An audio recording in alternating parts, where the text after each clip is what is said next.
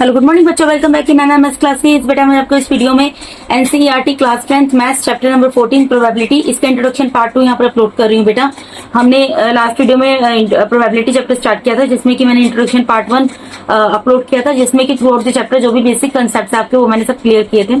ठीक है जी। अब जब हम एग्जाम्पल्स करेंगे तो आपको और ज्यादा क्लैरिटी होगी कि इन क्वेश्चन को किस तरीके से किया जाएगा। ठीक है जी। तो यहाँ पर इंट्रोडक्शन पार्ट 2 में मैं कुछ एग्जाम्पल्स करा रही हूँ आपको। एग्जाम्पल नंबर 1 में क्या बोल रहे हैं यहाँ पर, एग्जाम्पल नंबर 1 है बेटा, find the probability of getting a head when a coin is tossed once, also find the probability of getting a tell.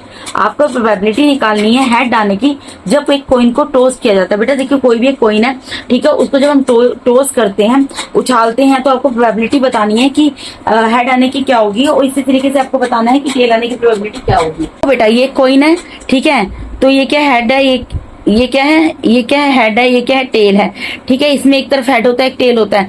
तो जब मैं इसको टॉस करूंगी, यानी कि इस तरीके से मैं इसको उछालूंगी, टॉस करूंगी, तो या तो हेड आएगा या फिर टेल आएगा, दोनों में से एक ही चीज आ सकती है। ठीक है, क्योंकि यहाँ पे पॉसिबल आउटकम्स क्या हो सकते हैं, या तो हेड हो सकता है या फिर टेल हो सकता है, उसके अलावा तो कोई और पॉसिबल आउटकम्स नहीं हो सकते। ठीक है, जब इसको इनको टॉस किया जाएगा।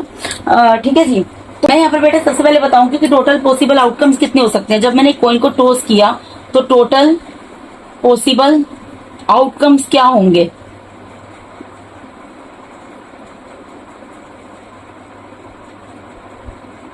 टोटल पॉसिबल आउटकम्स होंगे बेटा, या तो आएगा हेड को हम डिनोट कर देते हैं एच से, ठीक है, या फिर आएगा टेल को हम डिनोट कर देते हैं टी से। ठीक है, यही दो पॉसिबल आउटकम्स होंगे जब हम एक कॉइन को टॉस करेंगे। ठीक है जी। तो बेटा मैंने आपको एक प्रोबेबिलिटी ऑफ इवेंट का फॉर्मूला बताया था। प्रोबेबिलिटी ऑफ इवेंट का फॉर्मूला मैंने आपको क्या बताया था बेटा, एक बार फॉर्मूला लिख रही हूँ, बार बार फॉर्मूला नहीं लिखूंगी क्योंकि टाइम वेस्ट होगा। हाँ जी बेटा, ये एक बार बेटा मैंने एक फॉर्मूला लिख दिया है। ठीक है, इसमें बार बार रिपीट नहीं करूंगी, आप बुक में देख सकते हैं। प्रोबेबिलिटी ऑफ इवेंट क्या होता है, number of outcomes favourable to ही, यानी कि जो भी इवेंट है, ठीक है, जो भी इवेंट है उसके आने के जो भी चांसेस हैं वो यहाँ पर आप लिखोगे, और यहाँ पर क्या आएगा, number of all possible outcomes, जितने भी पॉसिबल आउटकम्स आ सकते हैं। इसका मतलब क्या होता है बेटा, number of all possible outcomes, जैसे हमने यहाँ पर हमसे पूछा गया कि कॉइन को टॉस किया गया तो आउटकम्स कितने आ सकते हैं बेटा, या तो हेड आ सकता है, टेल आ सकता है, तो यानी कि टोटल पॉसिबल आउटकम्स कितने हो गए, 2 हो गए। ठीक है जी, इस तरीके से लिखा जाता है। तो आपको इसके अंदर क्या करना है बेटा, सिंपल सी चीज है, मैं आपको इस तरीके से करके बताती हूँ। हमें सबसे पहले क्या बतानी है, प्रोबेबिलिटी ऑफ हेड के आने की प्रोबेबिलिटी बतानी है। तो यहाँ पर क्या लिखेंगे, अगर देखो यहाँ पर हेड के आने की प्रोबेबिलिटी बतानी है तो मैं यहाँ पर क्या लिखूंगी, हेड के आने की प्रोबेबिलिटी क्या है बेटा, देखो दो ही आउटकम्स हैं, या तो हेड है या टेल है, तो हेड के आने की प्रोबेबिलिटी क्या होगी, 1। ठीक है, और number of all possible outcomes में क्या आ जाएगा, यहाँ पर सपोज मैं यहाँ पर हेड लिख देती हूँ। ठीक है, और number of all possible outcomes में क्या है, या तो हेड है या फिर टेल है। ठीक है, इसको हम इस तरीके से भी लिख सकते हैं या ऐसे लिख सकते हैं, हेड आने के चांसेस कितने हैं, 1 है, और हेड और टेल दोनों मिलाकर कितने हो गए, एक हेड हो गया, देखो 1 टाइम हेड हो गया और 1 टाइम टेल हो गया। मैं क्या चीज बोल रही हूँ यहाँ पर, 1 टाइम हेड हो गया और 1 टाइम टेल हो गया, तो 1 + 1 कितना हो गया, 2, यानी कि ऑल पॉसिबल आउटकम्स कितने होंगे, 2, यानी कि प्रोबेबिलिटी ऑफ गेटिंग हेड कितनी होगी, 1/2। ठीक है जी, इस तरीके से बेटा निकाला है, सिंपल सी चीज है। ये फॉर्मूला बार बार लिखने की जरूरत नहीं है, आप इस तरीके से लिखकर दिखा सकते हैं। ये आपको समझाने के लिए फॉर्मूला बताया गया था। Probability of getting a head आपको बतानी है, जब एक कॉइन को टॉस किया गया है तो प्रोबेबिलिटी ऑफ हेड क्या होगी, यहाँ पर क्या होगा, हेड ही आएगा ऑब्वियसली, और नीचे क्या, क्योंकि हमें बतानी ही प्रोबेबिलिटी हेड की है, तो हेड के आने की कितनी प्रोबेबिलिटी है, ऑब्वियसली हेड ही है, यानी एक ही है, एक प्रोबेबिलिटी, क्योंकि टोटल आउटकम्स कितने हैं, 2 हैं, उनमें से हेड के आने की कितनी प्रोबेबिलिटी है, 1 है, क्योंकि हेड कितना होता है, 1 होता है जब कॉइन को टॉस किया जाता है कॉइन के अंदर, और नीचे हेड है, 1 हेड है 1 टेल है, यानी कि total number of possible outcomes कितने होंगे, 2 होंगे। तो यहाँ पर प्रोबेबिलिटी ऑफ गेटिंग हेड कितनी हो जाएगी, 1/2 हो जाएगी। इसी तरीके से आपको प्रोबेबिलिटी बतानी है ऑफ गेटिंग टेल।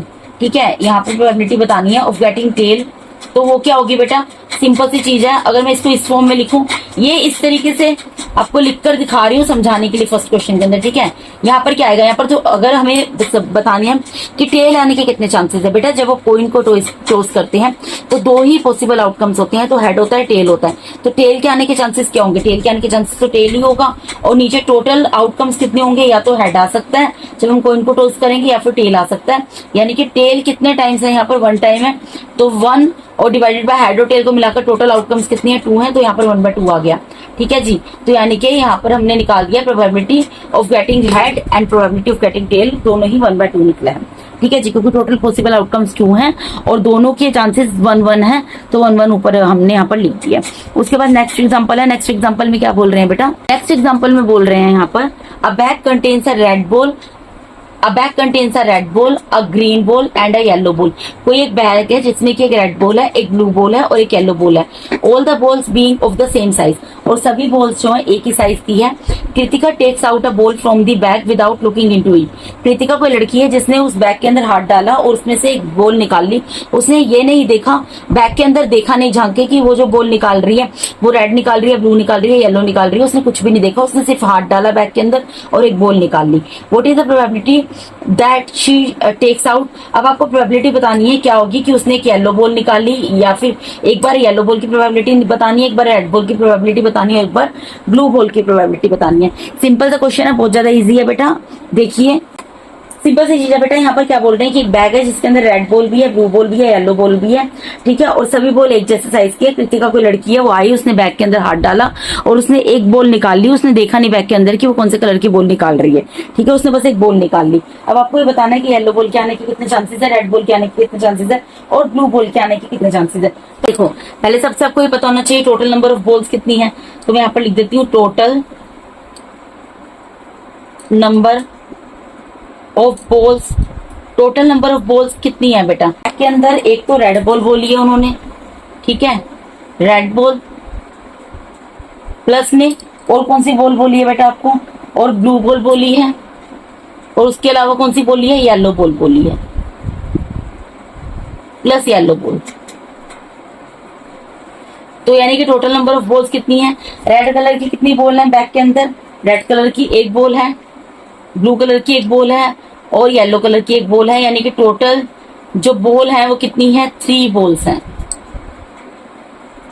बैग के अंदर कितनी बॉल्स हैं, टोटल 3 बॉल्स हैं। ये टोटल पॉसिबल आउटकम्स हमारे कितने हैं बेटा, 3 हैं। अब हमें प्रोबेबिलिटी बतानी है। प्रोबेबिलिटी किसकी बतानी है बेटा, प्रोबेबिलिटी बतानी है अ रेड बॉल कि जब कृतिका ने उसके अंदर हाथ डाला तो उसने रेड कलर की बॉल निकाली। रेड कलर की बॉल आने के कितने चांसेस होंगे। तो यहाँ इसको किस तरीके से बेटा लिख सकते हो, इसको इस तरीके से लिख सकते हो कि यहाँ पर आप लिखोगे नंबर ऑफ रेड बॉल्स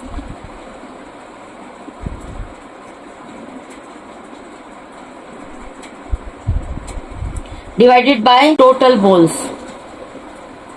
बहुत इजी लैंग्वेज में आपको बता रही हूँ। ठीक है, इसको समझना ताकि मैं आगे क्वेश्चन आपको जल्दी जल्दी से करा सकूं बेटा। उन्होंने आपको रेड बॉल की प्रोबेबिलिटी बतानी है, तो आप क्या लिखोगे, आपको किसकी प्रोबेबिलिटी बतानी है, रेड बॉल की बतानी है ना। तो यहाँ पर क्या लिखोगे, number of red balls divide, जिसकी प्रोबेबिलिटी बतानी होती है, जो इवेंट हो रहा होता है। यहाँ पर इवेंट क्या है, रेड बॉल है, तो रेड बॉल की प्रोबेबिलिटी बतानी है, तो यहाँ पर रेड बॉल ही आएगा। तो number of red balls divided by, और यहाँ पर टोटल नंबर ऑफ बॉल्स आ जाएंगी, कितनी बॉल्स थी। तो प्रोबेबिलिटी ऑफ रेड बॉल कितनी होगी, रेड बॉल कितनी है यहाँ पर, देखो हमने यहाँ पर देखा कि रेड बॉल भी एक है, ठीक है, ब्लू बॉल भी एक है और येलो बॉल भी एक है। अभी हम किसकी बात कर रहे हैं, रेड बॉल की। तो रेड बॉल कितनी है, एक है, तो यहाँ पर एक आ जाएगा डिवाइडेड बाय टोटल बॉल्स कितनी है, 3 है, तो 3 आ जाएगा। ठीक है, यानी कि रेड बॉल की प्रोबेबिलिटी क्या निकल गई बेटा, 1/3 निकल गई। इसी तरीके से हम निकालेंगे ब्लू बॉल की probability, probability of getting a blue ball. तो ब्लू बॉल की प्रोबेबिलिटी निकालनी है, सिंपल है ये भी। कैसे आएगा, मैंने आपको बोला जो इवेंट होता है उसी को यहाँ पर लिख देते हैं। तो इवेंट क्या है, ब्लू बॉल, तो यहाँ पर लिख देंगे number of blue balls divided by total balls.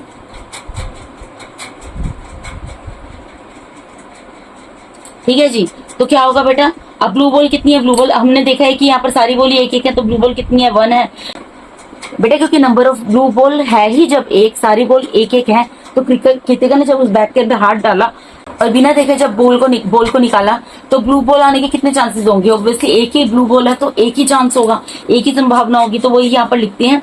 तो ब्लू बॉल आने के कितने चांसेस होंगे, 1, और टोटल बॉल्स कितनी है, 3, यानी ब्लू बॉल की प्रोबेबिलिटी कितनी निकल गई, 1/3। ठीक है, 3 बॉल और में से एक बॉल जो है वो ब्लू बॉल आ सकती है, एक चांस है उसका सिर्फ। अब इसी तरीके से प्रोबेबिलिटी ऑफ गेटिंग का येलो बॉल लिखनी है। प्रोबेबिलिटी ऑफ गेटिंग का येलो बॉल ये क्या होगी बेटा, यहाँ पर क्या लिखेंगे, नंबर ऑफ येलो बॉल्स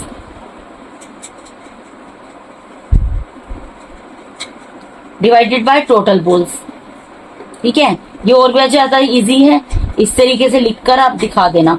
जो भी इवेंट है, जो भी आपको निकालना है, यहाँ पर जो भी इवेंट है वो यहाँ पर लिख दोगे नंबर ऑफ करके, और नीचे टोटल, जिसकी बात करें, जैसे यहाँ पर बॉल की बात करें तो बॉल्स लिख दिया, पेन की बात करें पेन लिख दोगे, जिस भी चीज की बात करो, टॉय की बात करो टॉय लिख दोगे, इस तरीके से आएगा। ठीक है जी।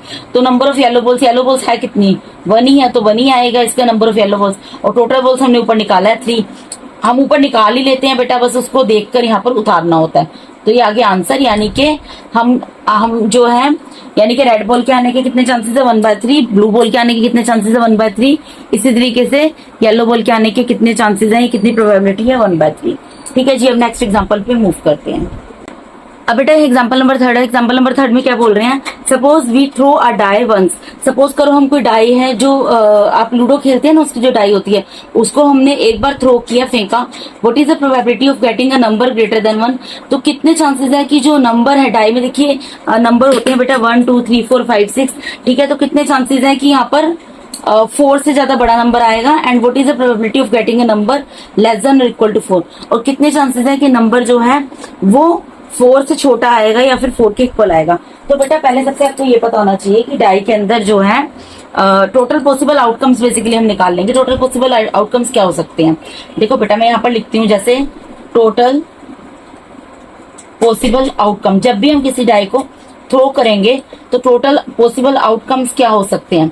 देखो डाई के अंदर आपको पता है क्या क्या होते हैं बेटा, नंबर या तो 1 आ सकता है, या 2 आ सकता है, या 3 आ सकता है, या 4 आ सकता है, 5 आ सकता है, 6 आ सकता है, यही आ सकता है। इसके अलावा तो कुछ और नहीं आ सकता, क्योंकि डाई के अंदर हम देखते हैं 1 2 3 4 5 6 यही होता है। अब हमें क्या बताना है, पहला हमें पूछा गया है कि what is the probability of getting a number greater than 1, कि 1 से बड़ा नंबर आए उसकी क्या प्रोबेबिलिटी है। तो यहाँ पर मैं लिखूंगी प्रोबेबिलिटी, और क्या निकालनी है, अ नंबर ग्रेटर देन 4। ठीक है, तो यहाँ पर क्या लिखूंगी, अ नंबर ग्रेटर देन 4।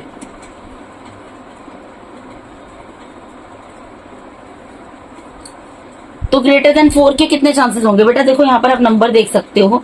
अगर ये एक डाई है, इसको थ्रो किया गया, यहाँ पर 4 से बड़े नंबर आने के कितने चांसेस हैं। देखो 4 से बड़े नंबर, जिसमें 4 से बड़े नंबर का मतलब क्या है कि उसमें 4 इंक्लूड नहीं है। तो 4 से बड़े यहाँ पर कौन से नंबर बचे, 5 और 6, यानी कि कितने नंबर बचे, 2 नंबर बचे। ठीक है जी, ये चीज आपको समझ आ रही है। तो सबसे पहले तो मैं यहाँ पर लिखकर दिखाऊंगी। मैंने आपको बोला था जो भी इवेंट यहाँ पर लिखते हैं उसी को हम इधर उतार देते हैं। तो मैं यहाँ पर प्रोबेबिलिटी किसकी निकाल रही हूँ, नंबर ग्रेटर देन 4। तो मैं यहाँ पर लिखूंगी नंबर ग्रेटर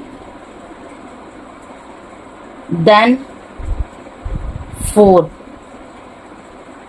डिवाइडेड बाय, यहां पर क्या लिखूंगी, टोटल पॉसिबल आउटकम्स।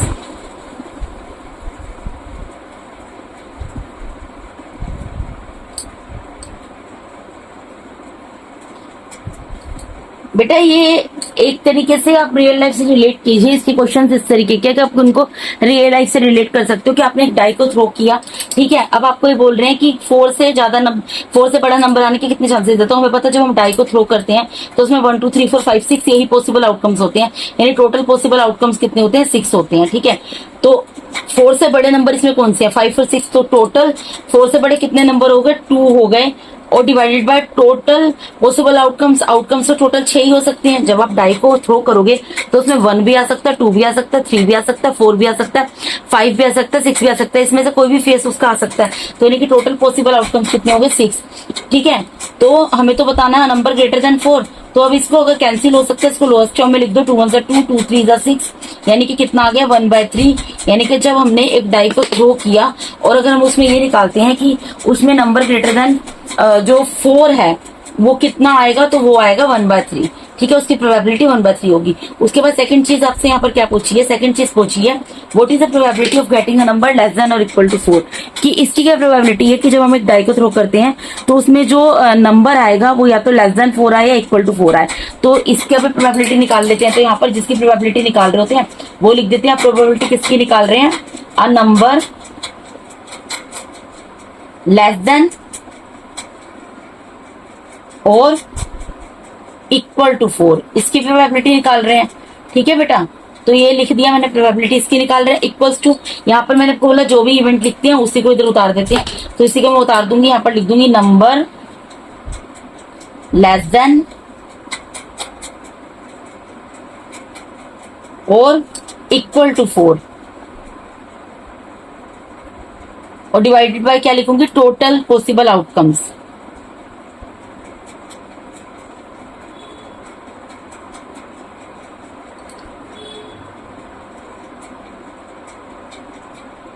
अब एक चीज बताओ, लेस देन 4 और इक्वल टू 4, लेस देन 4 का मतलब क्या होता है, नंबर लेस देन 4, 4 से छोटा नंबर आने के और इक्वल टू 4, 4 आने के कितने चांसेस होते हैं, तो लेस देन 4 में कितने नंबर आ गए, 1 2 3, 3 नंबर आ गए, ठीक है, और इक्वल टू 4 में 4 ही आएगा, यानी कि नंबर लेस देन 4 और इक्वल टू 4 में टोटल हमारे आउटकम्स कितने आ जाएंगे, 4 आ जाएंगे। कैसे आ जाएंगे बेटा, खुद सोचिए, लेस देन 4 में कौन से नंबर आएंगे, 1 2 3, तो 3 नंबर इसमें आ गए, और इक्वल टू 4 में 4 भी आ जाएगा, यानी कि टोटल अगर हम ये नंबर निकालें यहाँ पर, नंबर लेस देन और इक्वल टू 4, तो कितने आ जाएंगे, 1 2 3 4, ये चारों नंबर इसमें आ जाएंगे, तो यानी कि यहाँ पर number less than equal to 4 में क्या आएगा, 4 आएगा, divided by total possible outcomes तो हमें पता है 6 है, ठीक है।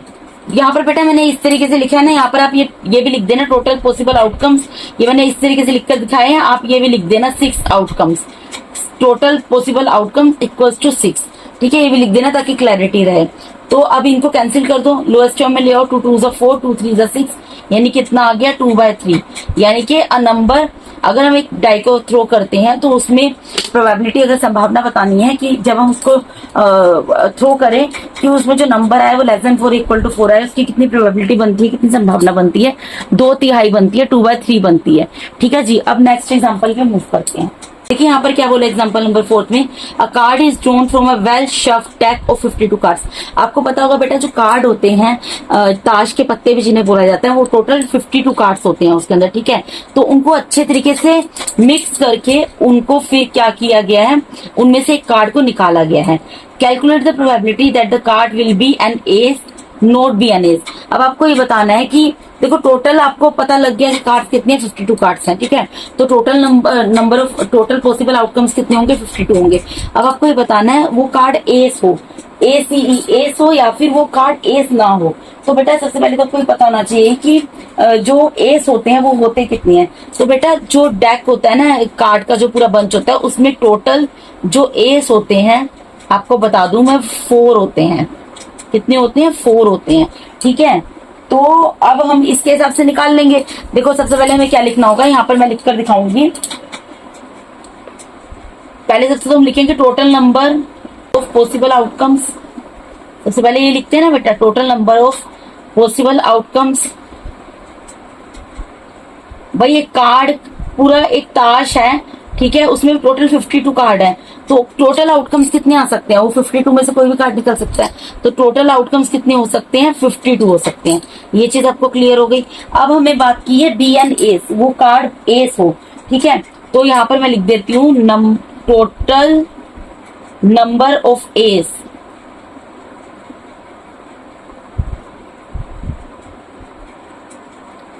कितने होते हैं, 4 होते हैं, ठीक है, ये भी मैंने लिख दिया, ये भी मैंने लिख दिया। अब हम प्रोबेबिलिटी फाइंड आउट करते हैं, फर्स्ट पार्ट करते हैं इसका। प्रोबेबिलिटी किसकी फाइंड आउट करनी है, बी एन एस की, जो कार्ड है वो एक एस हो, ठीक है, तो उसके लिए मैं क्या लिखूंगी, एन एस, यहाँ पर किसकी प्रोबेबिलिटी निकाल रही हूँ, एक एस की, ठीक है। अब मैंने आपको बताया है कि इसको किस तरीके से लिखते हैं, जो यहाँ पर हम लिखते हैं, जो भी यहाँ पर हमारा इवेंट होता है उसी को हम यहाँ लिख देते हैं। तो यहाँ पर क्या लिखूंगी मैं, number of an ace divided by total number of possible outcomes.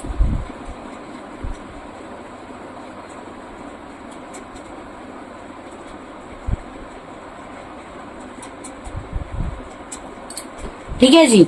अब देखिए यहाँ पर मैंने आपको बताया number of an ace, ace कितने होंगे, जितने होंगे देखो जब हम आपने कार्ड को इस तरीके से मिक्स किया ताश के पत्तों को, उसमें से कार्ड निकाल लिया, तो उसमें से एस कितने निकल सकते हैं, जब टोटल एस 4 हो सकते हैं तो 4 में से कोई निकलेगा, तो यानी कि नंबर ऑफ एस कितने हैं, क्योंकि 4 है तो हमारे यहाँ पर एस कितने निकल सकते हैं 4, मतलब उन चारों में से कोई निकलेगा। तो यहाँ पर जो भी बेटा टोटल नंबर होता है, जैसे एस की बात करें, अगर सपोज करो ताश के पत्तों में केवल एक ही एस होता तो यहाँ पर हम क्या लिखते हैं 1 लिखते, अगर 2 एस होते तो हमारा यहाँ पर 2 आता। अब टोटल नंबर ऑफ एस, क्योंकि ताश के पूरे पत्तों में जो डेक ऑफ कार्ड्स होता है उसमें टोटल एस जो है नंबर ऑफ एस 4 होते हैं, इसलिए यहाँ पर 4 आया। और total number of possible outcomes मैंने आपको बताया 52, वो 52 कार्ड्स में से ये 4 एस निकलेंगे।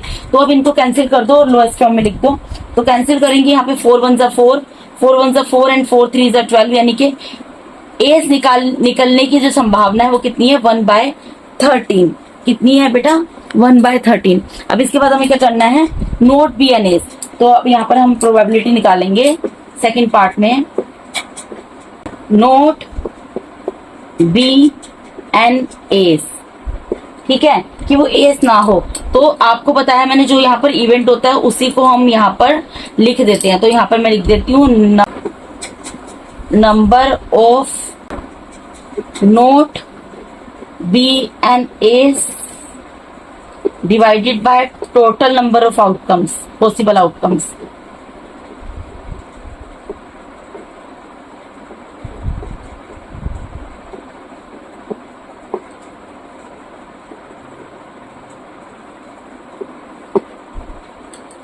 अब आपको कैसे पता लगेगा कि वो एस ना हो, इसकी प्रोबेबिलिटी क्या होगी, तो बेटा सिंपल सी चीज है, आप ये चीज सोचो कि यहाँ पर एस कितने हैं, टोटल कार्ड कितने हैं, टोटल कार्ड कितने हैं इसी के नीचे मैं कर देती हूँ यहाँ पर कैलकुलेट, टोटल कार्ड्स कितनी है 52, ठीक है, उसमें से एस कितने होते हैं 4 होते हैं, एस कितने होते हैं 4 होते हैं, तो मैं 4 को माइनस कर देती हूँ, बाकी कितना बचेगा 48 बचेगा, यानी कि नोट बी एन एस में क्या आएगा 48 आएगा। क्यों आएगा बेटा, क्योंकि हमें अब ये बताना है कि प्रोबेबिलिटी बतानी है कि जब हम कार्ड को आपस में शफल करते हैं और उसमें से एक कार्ड को निकालते हैं तो उसमें वो जो कार्ड निकले वो एस ना हो, तो बेटा जब अगर एस उसमें शामिल होगा, अगर एस उसमें इंक्लूड होगा तो एस निकल सकता है ना, तो हम क्या करेंगे एस वाले पत्तों को बाहर निकाल देते हैं।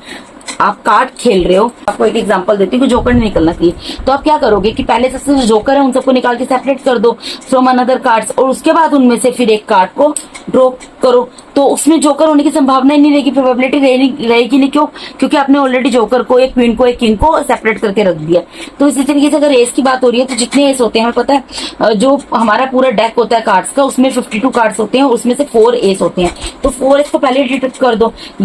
तो बेटा यानी कि इसका मतलब क्या निकलता है, number of not be an ace कितना आ जाएगा 48 आ जाएगा, ठीक है, क्योंकि ये 48 में से हमने 4 एस को ऑलरेडी निकाल दिया है, तो हमें नोट बी एन एस का निकालना है, तो इसलिए यहाँ पर 48 आ जाएगा। और total number of possible outcome card तो 52 होते हैं, तो 52 में से 48 कार्ड जो है ऐसे होंगे जिनमें एस नहीं होगा, ठीक है, तो इसको आप कट करके लोएस्ट फॉर्म में आपको लिखकर दिखाना है, तो कैंसिल कर दो। देखो किससे हो सकता है, 4 से हो रहा है, 4 1 4, 4 2 8 एंड 4 1 4, 4 3 12, यानी कि कितनी पॉसिबिलिटी निकल गई 12 डिवाइडेड बाय 13।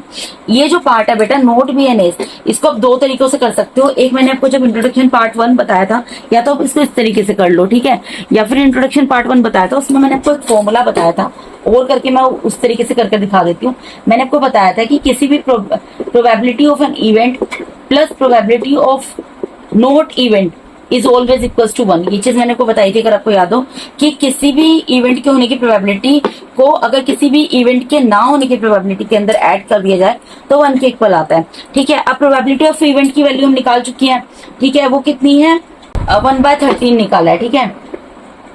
इवेंट यहाँ पर क्या है एस का आना, ठीक है, और यहाँ पर क्या एस का ना आना, तो अब हमें यहाँ पर बताना है कि एस ना आए, तो प्रोबेबिलिटी ऑफ इवेंट हमने निकाला था 1/13 प्लस यहाँ पर प्रोबेबिलिटी ऑफ नोट इवेंट निकालना है, ठीक है, तो इक्वल्स टू 1 होगा, यानी कि प्रोबेबिलिटी ऑफ नोट इवेंट क्या आ जाएगा बेटा, प्रोबेबिलिटी ऑफ नोट इवेंट क्या आ जाएगा, यहाँ 1 है राइट हैंड साइड में एज इट इज रहेगा, 1/13 प्लस का राइट हैंड साइड में जाएगा, लेफ्ट से नेगेटिव में चला जाएगा, ठीक है। यहाँ पर एक लाइन ड्रॉ कर देती हूँ, यानी कि प्रोबेबिलिटी ऑफ नोट इवेंट क्या निकल जाएगी बेटा, इसमें अब क्या कर सकते हैं, इसमें हम एलसीएम ले सकते हैं, इस 1 के नीचे कुछ नहीं है, तो यहाँ पर 1 है। ठीक है, इसका एलसीएम लेंगे बेटा 1 और 13 का एलसीएम 13 आएगा। ठीक है जी, यहाँ 1 से 13 को डिवाइड करोगे 13 पर जाएगा, 13 को 1 से मल्टीप्लाई कर दोगे फिर 13 आ जाएगा, माइनस की जगह माइनस साइन, 13 से 13 को डिवाइड करोगे 1 पर जाएगा, 1 को 1 से मल्टीप्लाई करोगे 1 आएगा, यानी कि कितना निकल गया 12/13। देखो ऊपर वाला आंसर ही निकल गया ना हमारा जो ऊपर निकला था। तो इसको दोनों में से किसी भी तरीके से कर सकते हैं आप। इस तरीके से करना चाहते हो इस तरीके से कर लो, और इस तरीके से करना चाहते हो इस तरीके से कर लो। इसके अंदर एक चीज और ऐड कर सकते हो, जो मैंने यहाँ पर probability of event plus probability of not event लिखा है, इसके बाद एक स्टेप यहाँ पर ये कर सकते हो कि यहाँ पर आप लिख दो प्रोबेबिलिटी इवेंट क्या है NAs, ठीक है, प्लस और प्रोबेबिलिटी ऑफ नॉट इवेंट क्या है नॉट BNAs इक्वल्स टू 1। ठीक है, और फिर यहाँ पर क्योंकि एस की हमने प्रोबेबिलिटी निकाली थी, कितनी निकली थी 1/13, वो मैंने पुट कर दी, और उसके बाद प्रोबेबिलिटी ऑफ नॉट इवेंट यानी नॉट बी एंड एस हमें निकालना है, वो हमने यहाँ पर निकाल कर दिखा दिया। तो उसकी प्रोबेबिलिटी कितनी होगी 12/13। ठीक है, सिंपल सी चीजें हैं बेटा, अगर आप इनको समझोगे तो बहुत इजीली इन क्वेश्चंस को आप कर पाओगे। ठीक है, अब मूव करते हैं नेक्स्ट एग्जांपल के ऊपर। अब बेटा एग्जांपल नंबर 5 इसमें क्या बोल रहे हैं, 2 players Sangeeta and Reshma place a tennis match. 2 players हैं संगीता और रेशमा, वो एक टेनिस मैच खेलती हैं। It is known that the probability of Sangeeta winning the match is 0.62।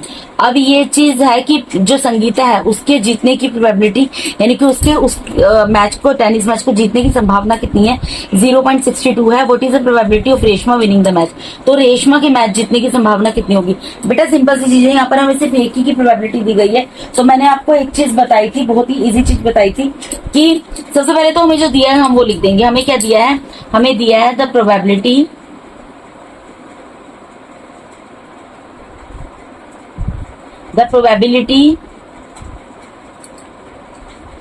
Of Sangeeta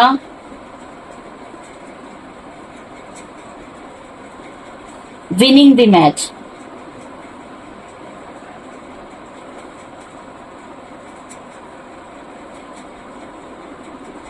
ये कितनी दी हुई है बेटा 0.62 की प्रोबेबिलिटी दी हुई है कि संगीता जो है मैच को जीत जाएगी। इसकी प्रोबेबिलिटी हमें कितनी दी है 0.62। अब मैंने आपको एक चीज बताई थी, आपको बोला था कि probability of an event plus probability of not event is always equals to 1। ठीक है, ये 1 के इक्वल होता है। तो अब मैं इसको इस तरीके से लिख सकती हूँ बेटा, यहाँ पे प्रोबेबिलिटी ऑफ इवेंट क्या है, प्रोबेबिलिटी ऑफ इवेंट में यहाँ पर क्या लिख सकती हूँ, अगर मैं सपोज इसको इस तरीके से लिखकर आपको दिखाऊं कि प्रोबेबिलिटी ऑफ संगीता विनिंग, क्योंकि 2 ही प्लेयर है ना यहाँ पर, तो मैं यहाँ पर लिख रही हूँ Sangeeta winning plus probability of दूसरी लड़की कौन सी है रेशमा विनिंग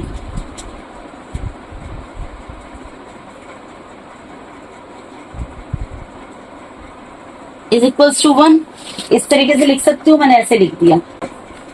ये मैं इस तरीके से क्यों लिख रही हूँ बेटा, क्योंकि मैंने आपको एक चीज और बताई थी जब इंट्रोडक्शन वीडियो बताया था कि यहाँ पे probability of event and probability of not event, ये दोनों एक दूसरे के कॉम्प्लीमेंट्री होते हैं। कॉम्प्लीमेंट्री का मतलब क्या है कि हम उनको इस तरीके से लिख सकते हैं, क्योंकि हमें 2 यहाँ पे प्लेयर्स दिए हैं, तो प्रोबेबिलिटी ऑफ जो इवेंट यहाँ पर क्या संगीता विनिंग, और यहाँ प्रोबेबिलिटी ऑफ नोट इवेंट में हम रेशमा विनिंग लिख दिया है, क्योंकि यहाँ पे 2 प्लेयर्स है। और ये मैंने यहाँ पे इसलिए लिख दिया क्योंकि ये ये जो इवेंट और नोट इवेंट है एक दूसरे के, प्रोबेबिलिटी ऑफ इवेंट और प्रोबेबिलिटी ऑफ नोट इवेंट एक दूसरे के कॉम्प्लीमेंट्री होते हैं। मैं यहाँ पर आपको लिखकर दिखा रही हूँ ब्रैकेट के अंदर, यहाँ पर मैं लिख देती हूँ ताकि आपको क्लियर रहे। As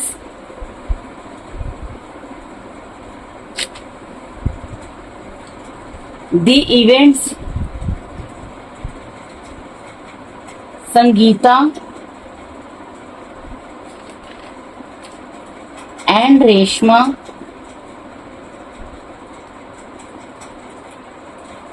are complementary.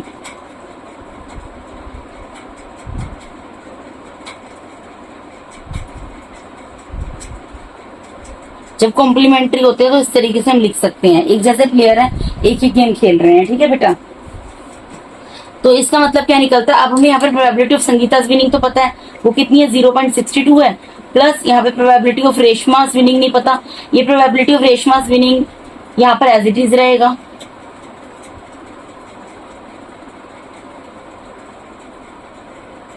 Equals to क्या है 1 है। तो बेटा जब दो वैल्यूज पता है और एक वैल्यू नहीं पता तो एक वैल्यू हम इजीली निकाल सकते हैं। तो यहाँ पर मैं प्रोबेबिलिटी ऑफ रेशमास विनिंग निकाल सकती हूँ। मैं यहाँ पर प्रोबेबिलिटी ऑफ रेशमास विनिंग को एज इट इज रहने दूंगी।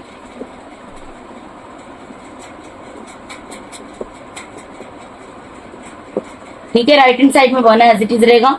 0.6 यहाँ पे 0.62 प्लस में माइनस में चला जाएगा। अब बेटा यहाँ 1 लिख दिया, 1 के यहाँ पर डेसिमल नहीं है तो पीछे डेसिमल लगा के 2 डिजिट में 0 लिख दिया। और यहाँ पर 0.62 इसलिए किया क्योंकि नीचे जो नंबर हमें माइनस करना है उसके डेसिमल के बाद अप टू 2 प्लेसेस डिजिट दिए हैं, इसलिए किसी भी नंबर की अगर आगे पीछे डेसिमल नहीं होता तो पीछे डेसिमल लगा सकते हैं। और डिजिट जितनी लगानी होती है अपनी मर्जी से वो 0 ही ऐड कर सकते हो और कुछ नहीं कर सकते। अब सब्ट्रैक्ट कर देंगे, यहाँ पे 10 में से 2 जाएगा 8 हो जाएगा। इसने इसको कैरी दिया, यहाँ 9 बच गया।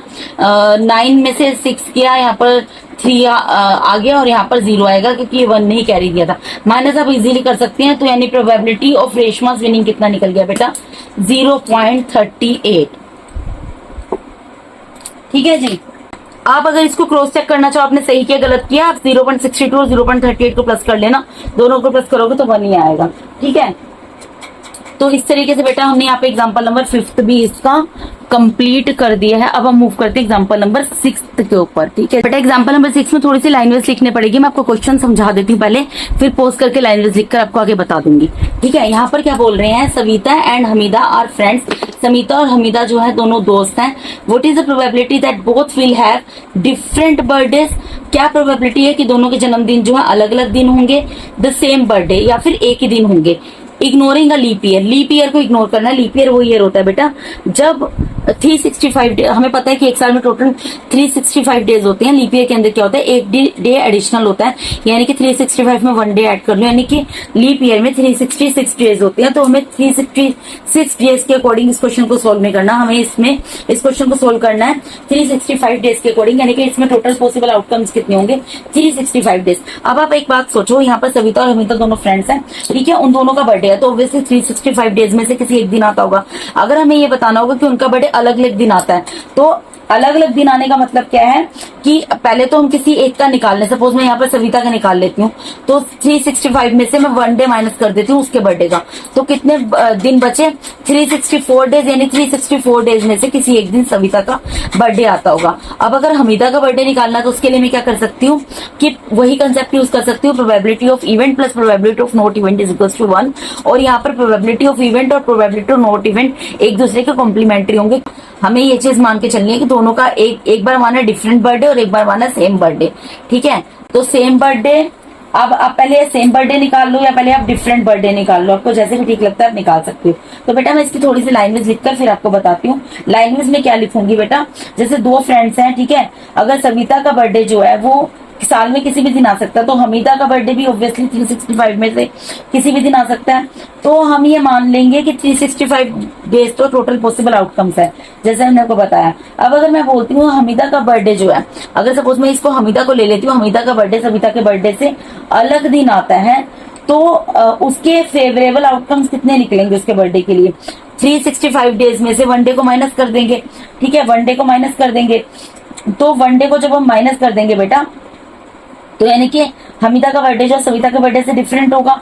यानी कि अगर मैं ये प्रोबेबिलिटी निकालूं कि हमीदा का बर्थडे जो है सविता के बर्थडे से डिफरेंट है, डिफरेंट बर्थडेज हैं, तो या ये निकाल दूं कि डिफरेंट बर्थडेज की प्रोबेबिलिटी क्या होगी। डिफरेंट बर्थडेज की प्रोबेबिलिटी क्या होगी, 364 days divided by total number of outcomes. मैं आपको लिखकर बताती हूँ फिर आपको क्लियर होगा। बेटा देखो मैंने यहाँ पर कुछ ज्यादा नहीं लिखा है, मैंने सिर्फ यहाँ पर यही लिखा है टाइम बचाने के लिए, वो भी कि total number of all possible outcomes कितने होंगे। आप इस क्वेश्चन को आराम से तसल्ली से समझना। Total number of all possible outcomes क्या होंगे 365 डेज, क्योंकि हमारे पास एक साल में 365 दिन होते हैं। अब हमें पहले कंडीशन दी है डिफरेंट बर्थडेज, तो मैं यहाँ पे निकालती हूँ प्रोबेबिलिटी डिफरेंट बर्थडेज की। जो हमें निकालना होता है वो हम यहाँ पर लिख देते हैं, डिफरेंट बर्थडेज की निकालनी है। अब डिफरेंट बर्थडेज की प्रोबेबिलिटी क्या निकल सकती है बेटा, देखो टोटल 365 डेज हैं। ठीक है, हमारे पास टोटल कितने डेज हैं यहाँ पर ही मैं कर कर दिखाती हूँ। हमारे पास टोटल 365 डेज हैं। अब उसमें से बोल रहे हैं दोनों का बर्थडे अलग अलग दिन हो। तो सपोज करो मैं किसी एक के बर्थडे को मैं यहाँ पर बोलती हूँ, सपोज सविता का बर्थडे का एक दिन मैं यहाँ माइनस कर देती हूँ, या फिर हमीदा के बर्थडे का एक दिन माइनस कर देती हूँ, किसी भी के एक दिन माइनस कर देती हूँ, तो कितने बच गए? 364 डेज बच गए। यानी कि डिफरेंट बर्थडे होने के चांसेस कितने होंगे?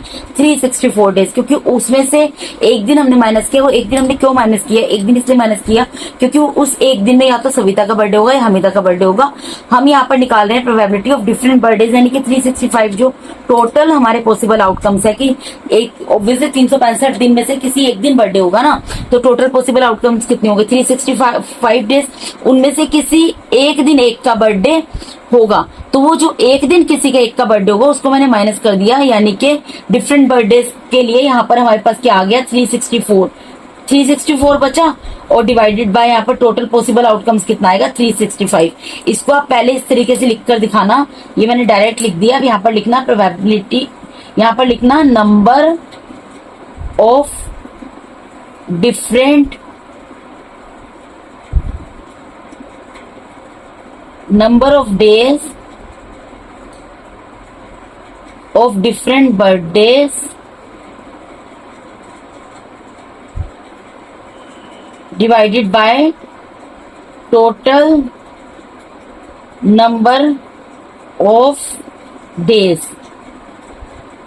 ठीक है, इस बेटा इस स्टेप से पहले ये कर देना। ठीक है, मैंने ये कर दिया डायरेक्ट, आप ये कर देना कि यहाँ पर ये जो मैंने बोला जो इवेंट होता है उसको यहाँ लिखना होता है, तो इवेंट के आगे नंबर लगा के हम लिखते हैं number of days different birthdays, मतलब अलग अलग बर्थडे के लिए नंबर ऑफ डेज कितनी आएंगे यहाँ पर वो लिख दिए, और टोटल नंबर ऑफ डेज कितने होते हैं ईयर में वो लिख दिए। आप समझ पा रहे होंगे कि मैंने 1 क्यों माइनस किया? मैंने 1 इसलिए माइनस किया बेटा क्योंकि हमें यहाँ पर ये बताना है कि वो दो फ्रेंड्स जो हैं, जो सविता और हमीदा, उन दोनों के बर्थडे अलग अलग दिन होंगे। तो अलग अलग दिन होने के लिए क्या करना पड़ेगा कि किसी एक दिन को माइनस कर देंगे, किसी एक दिन को माइनस कर देंगे, यानी कि किसी एक दिन उन दोनों में से किसी एक का बर्थडे हो जाएगा, और बाकी जो 364 डेज बचे उसमें से किसी दूसरे का बर्थडे हो जाएगा। ठीक है जी, तो यानी कि यहाँ पर डिफरेंट बर्थडेज की प्रोबेबिलिटी क्या आएगी? 364 डिवाइडेड बाय 365। ठीक है, ये हमारी आ गई प्रोबेबिलिटी डिफरेंट बर्थडेज की। अब दूसरा हमें क्या निकालना है?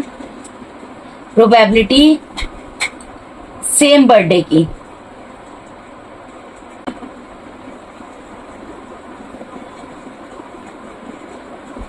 तो कैसे लिखेंगे? यहाँ पर ये निकालूंगी मैं probability of event plus probability of not event के हिसाब से इक्वल्स टू 1। हमें पता है प्रोबेबिलिटी ऑफ इवेंट और probability of not event equals to 1 होता है। यहाँ पर इसका मतलब क्या है? यहाँ पर मैं लिख सकती हूँ प्रोबेबिलिटी ऑफ डिफरेंट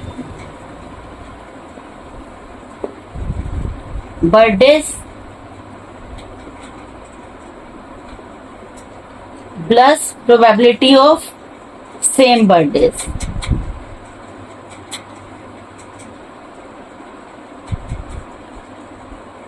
इनको इक्वल्स टू 1 कर सकती हूँ, प्रोबेबिलिटी ऑफ डिफरेंट बर्थडेज और प्रोबेबिलिटी ऑफ सेम बर्थडेज, इन दोनों को मैंने यहाँ पे 1 कर दिया। ये दोनों एक दूसरे के कॉम्प्लीमेंट्री होंगे। ठीक है, आप सिंपल सी चीज इस तरीके से करना, ये फॉर्मूला यूज कर लेना, probability of event plus probability of not event. तो प्रोबेबिलिटी ऑफ डिफरेंट बर्थडेज हमने निकाल दिया, वो कितना निकला है हमारा? 364 divided by 365 plus probability of same birthday निकाल लेंगे यहाँ पर हम,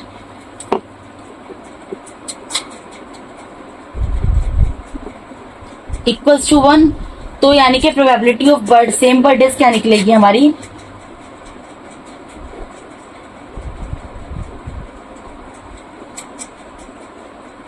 राइट हैंड साइड में 1 है, एज इट इज रहेगा। ये 364 डिवाइडेड बाय 365 यहाँ पे प्लस में है, राइट हैंड साइड में जाएगा, लेफ्ट से राइट में माइनस में चला जाएगा। इस 1 के नीचे कुछ नहीं है, 1 है। यहाँ पर इसका एलसीएम ले लेंगे, क्या आएगा? 365 आएगा। 1 को 365 से डिवाइड करेंगे, किस पर जाएगा? 365 पर ही जाएगा, और 365 को 1 से मल्टीप्लाई कर देंगे तो 365 आ जाएगा माइनस। फिर 365 से 365 को डिवाइड करेंगे, 1 पर जा रहा है, 1 को 364 से मल्टीप्लाई करेंगे, 364 आएगा। अब 365 में से 364 को माइनस करेंगे, 1 आएगा, डिवाइडेड बाय 365 डेज। यानी कि प्रोबेबिलिटी ऑफ सेम बर्थडे क्या निकल गई? 1 डिवाइड बाय 365 डेज।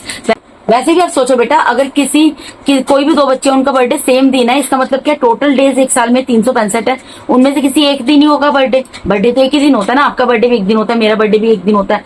तो अगर दोनों का बर्थडे एक दिन होगा तो उसकी प्रोबेबिलिटी क्या निकलेगी, ऑब्वियसली 365 में से किसी एक दिन ही दोनों का बर्थडे होगा, तो 1 डिवाइडेड बाय 365 डेज निकल जाएगी दोनों के बर्थडे के एक दिन होने की प्रोबेबिलिटी।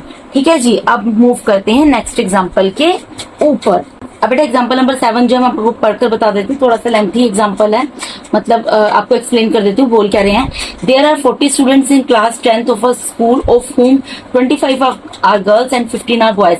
कोई क्लास 10th है, ठीक है, वहां पर टोटल कितने स्टूडेंट्स है, उसके अंदर 40 स्टूडेंट्स है, जिसमें कि 25 तो गर्ल्स हैं और 15 जो है वो बॉयज हैं।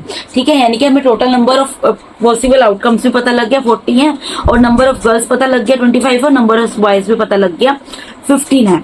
The class teacher has to select one student as a class representative. अब जो क्लास टीचर है उसको किसी एक स्टूडेंट को सेलेक्ट करना है, चूज करना है क्लास रिप्रेजेंटेटिव के रूप में। She writes the name of each students on a separate card. तो क्लास टीचर क्या करती है, हर एक बच्चे का नाम एक सेपरेट शीट पे लिख देती है, सेपरेट कार्ड पे लिख देती है। द कार्ड्स बीन आइडेंटिकल, और जो कार्ड्स होते हैं वो एक जैसे होते हैं, एक समान होते हैं, आइडेंटिकल मतलब एक समान होना। Then she puts card in a bag and stirs them thoroughly. उसके बाद वो क्या करती है, वो जो कार्ड्स है ना उनको एक बैग में डालती है, उनको अच्छे तरीके से स्टर कर देती है, यानी कि मिला देती है। She then draws one card from the bag. उसके बाद वो एक कार्ड बैग में से निकालती है।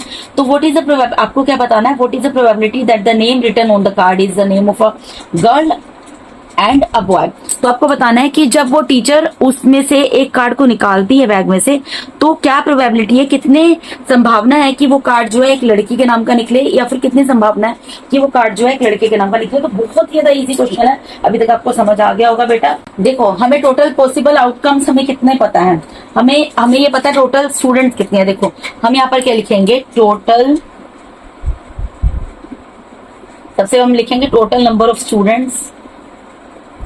टोटल नंबर ऑफ स्टूडेंट्स मतलब टोटल पॉसिबल आउटकम्स। भाई 40 स्टूडेंट में से निकलेगी लड़की भी, कोई एक लड़की अगर नाम निकलता तो 40 स्टूडेंट में से ही होगा, क्योंकि टोटल नंबर ऑफ स्टूडेंट्स कितनी है, 40 है। ठीक है, या फिर बॉय भी निकलेगा तो इसी में से निकलेगा। इसी तरीके से मैं यहाँ पर लिखती हूँ total number of girls. Girls कितनी बताइए बेटा, 25। ये 25 में से कोई एक गर्ल होगी। और इसी तरीके से मैं लिख देती हूँ total number of boys. Boys भी क्या, बॉयज कितने हैं, 15 है, तो इन 15 में से कोई होंगे। अब हमें क्या बताना है, बहुत आसान क्वेश्चन है बेटा। प्रोबेबिलिटी बतानी है फर्स्ट पार्ट में कि अ गर्ल, एक लड़की निकलेगी, उसकी क्या प्रोबेबिलिटी है। ठीक है, वो कार्ड जो एक लड़की के नाम का निकलेगा, इसकी क्या प्रोबेबिलिटी है। तो यहाँ पर मैं क्या लिखूंगी, number of girls divided by total number of students.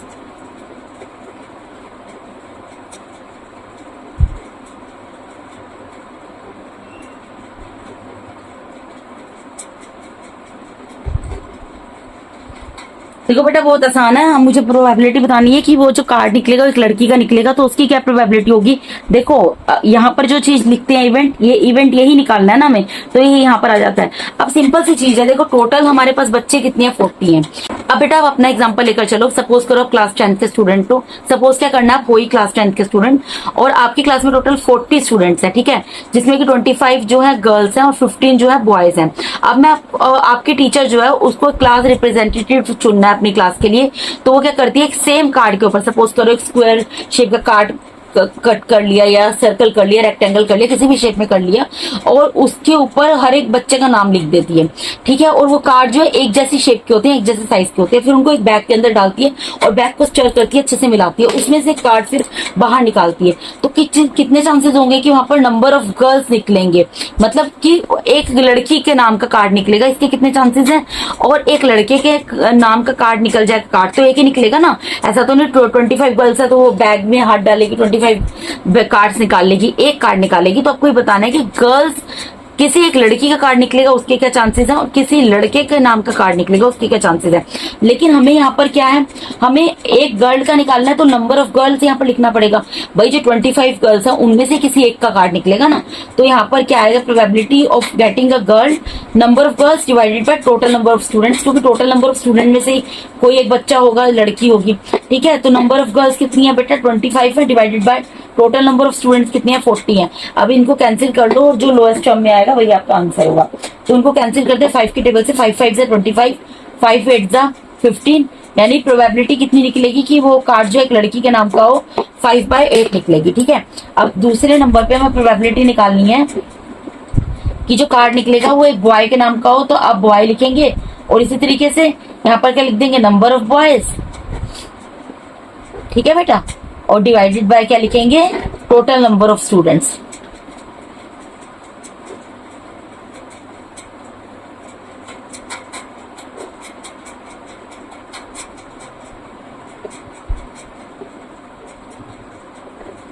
तो देखो नंबर ऑफ बॉयज कितने हैं, क्लास के अंदर बॉयज कितने हैं, टोटल 15।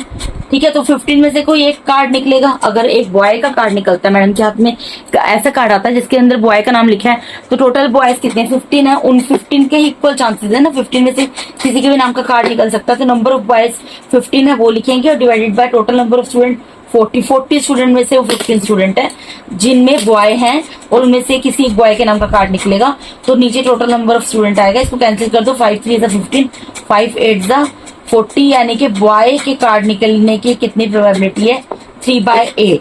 गर्ल के कार्ड निकल जाए इसकी कितनी प्रोबेबिलिटी है, 5/8, और बॉय के नाम का कार्ड निकले इसकी कितनी प्रोबेबिलिटी है बेटा यहाँ पर, 3/8।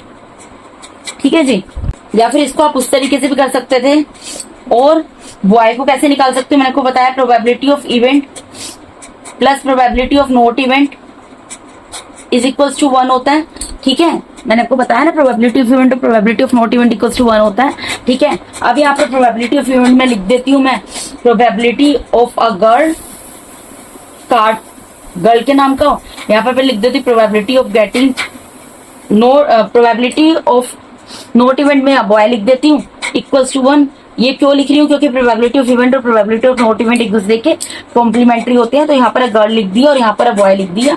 तो गर्ल का हमने निकाल दिया 5/8, probability of getting a card of girl कितना निकला, 5/8, प्लस यहाँ पर प्रोबेबिलिटी ऑफ अ बॉय निकाल सकते हैं हम। ठीक है, इजीली निकाल सकते हैं, इक्वल्स टू 1। तो प्रोबेबिलिटी ऑफ अ बॉय क्या निकलेगी बेटा, यहाँ 1 है, 1 अपनी जगह पर एज इट इज रहेगा। ये 5/8 यहाँ प्लस क्या है, इधर जाके माइनस का हो जाएगा, इसके नीचे कुछ नहीं है तो 1 है। तो यहाँ पर 1 और 8 कैल्सियम लेंगे, वो 8 आएगा। ठीक है, 1 से 8 को डिवाइड करेंगे, 8 पर जा रहा है, फिर 8 को इसके ऊपर न्यूमरेटर 1 से मल्टीप्लाई करेंगे, 8 आ जाएगा, माइनस की जगह माइनस का साइन। 8 से 8 को डिवाइड करेंगे 1 पर जाएगा, 1 को 5 से मल्टीप्लाई करेंगे 5 आएगा। यानी probability of getting a boy कि कार्ड जो बॉय का निकलेगा कितना निकलेगा, 3/8। आप इसको इस तरीके से भी कर सकते हैं बेटा कि आप कोई एक चीज निकाल लो और दूसरे को फॉर्मूले के हिसाब से निकाल दो, या फिर इस तरीके से करना चाहो तो इस तरीके से भी कर सकते हो, जैसे भी आपको कन्वीनियंट लगता है। दोनों तरीके से करके दिखाने की जरूरत नहीं है क्वेश्चन को सोल्व, मैंने आपको कर बता दिया, आंसर सेम ही आएगा। जैसे भी आपको ठीक लगता है आप उस तरीके से इसको सोल्व कर सकते हैं। ठीक है जी, तो इसके साथ ही बेटा मैंने यहाँ पर आपको NCERT class 10 maths chapter number 14 probability इसका इंट्रोडक्शन पार्ट सेकंड भी कंप्लीट करा दिया, जिसमें मैंने एग्जांपल नंबर 1 2 एग्जांपल नंबर 7 आपके पूरे कंप्लीट करा दिए हैं। अब इसके बाद इंट्रोडक्शन पार्ट 3 अपलोड करूंगी, जिसमें बाकी सारे एग्जांपल्स बचे हुए आपको कंप्लीट करा दूंगी, और उसके बाद हम मूव करेंगे एक्सरसाइज के ऊपर। तो बेटा अगर आप लोगों को मेरा टीचिंग मेथड अच्छा लगता है, और अगर आप मेरे चैनल पे नए हैं, पुराने भी हैं, और अगर अभी तक आप लोगों ने मेरे चैनल को सब्सक्राइब नहीं किया है, तो काइंडली मेरे चैनल को सब्सक्राइब कीजिए, मुझे मोटिवेट कीजिए, ताकि मैं जल्दी से जल्दी आप लोग का 10th का सिलेबस खत्म करूँ, ज्यादा से ज्यादा वीडियो बनाऊं। ठीक है जी बेटा, मोटिवेशन मिलता है बेटा ऑब्वियसली आपके लाइक से, आपके कमेंट से, और आप सब्सक्राइब करते हैं उससे, क्योंकि वीडियो बनाने में बहुत ज्यादा मेहनत होती है बेटा। ठीक है, और अगर आप लोगों को किसी भी तरीके का कोई डाउट है मेरे पढ़ाई किसी भी क्वेश्चन में, तो कमेंट बॉक्स में क्वेरी पुट कर सकते हैं, मैं उसको डेफिनेटली कोशिश करूंगी पूरा सॉर्ट आउट करने की। And thank you so much for watching my videos बेटा, God bless all of you, thank you so much once again.